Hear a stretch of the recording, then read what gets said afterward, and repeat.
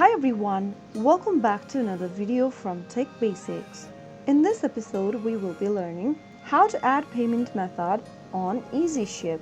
To add an Easyship payment method, first of all go ahead and open a web browser. Now type in easyship.com and you will end up in the official website of Easyship. Also make sure that you're signed into your Easyship account by entering your correct credentials. Once you're logged into your Easyship account, go to the left hand side menu and then expand the account option. Now from the account menu, click on payment methods and then click on add payment method.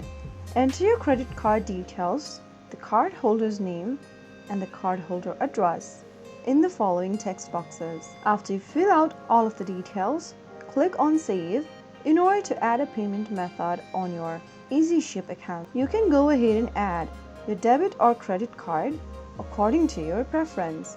So that's how easy it is. If you found the video to be helpful, go ahead and give us a thumbs up.